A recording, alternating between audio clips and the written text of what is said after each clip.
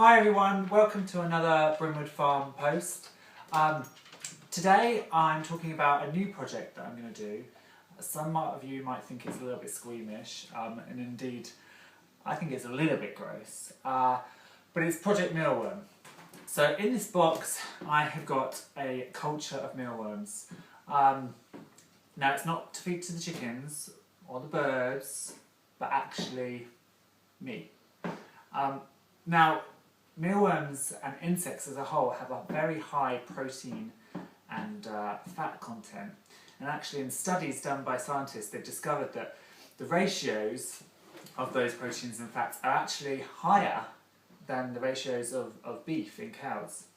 And cows also put out all this greenhouse gas and these methane emissions, whereas insects practically nothing. And the other positive is I haven't got space in my garden for a beef cattle herd. I have got space for some mealworms. So I'm going to try some roasted mealworms and we'll see what happens. I've popped to the shops and I've got some mealworm cultures. Now you can buy them, I got them in a box like this. It was £2.80. They're sold in pet shops for like frogs and things like that. This is a mini mealworm one. This was a standard mealworm. There's no difference in the mealworms other than it's their life cycle. So the mini mealworms are younger ones and the standard are a bit older. Now I don't know what the mealworms have been fed at this point, so I wasn't keen to eat them straight off. So I've actually popped them into a culture box. I'm going to grow them on oats, rear them up so they hatch out into beetles, and then it'll be the second generation from these that I then eat, because then I know they've only been eating oats and bananas. So let me show you the mealworms themselves. So this is my mealworm culture. It's just in a standard box that you'd buy from a pet store to keep all sorts of small furries in or insect life. You don't want to put the oat mixture too tall, because although the mealworms can't scramble out, when the eventual beetles come, they won't be able to climb up these walls. But if you put the oats up here, for example, then they'll come out the holes.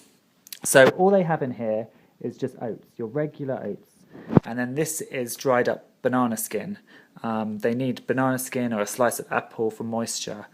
You'll actually find there's quite a few under here wriggling around, and they don't really like the light, so they very quickly disappear and they'll bury into the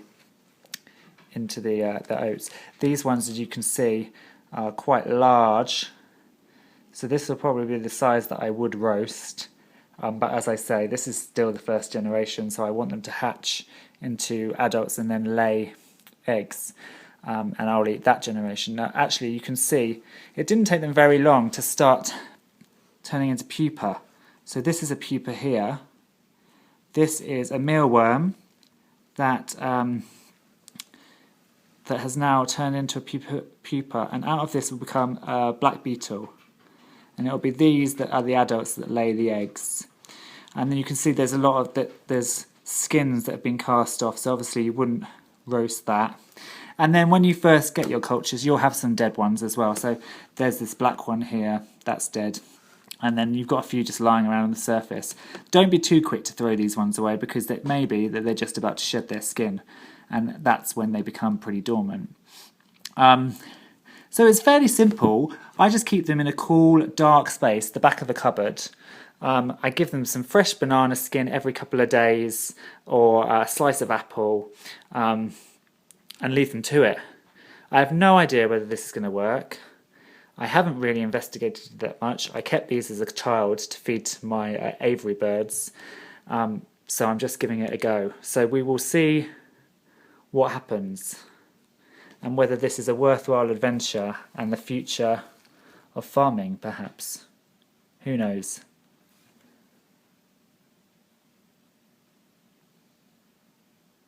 So that's it, there's nothing to it really. It seems fairly simple, it's cheap to do, and who knows, maybe a good old roasted mealworm or two will go well with a cup of tea.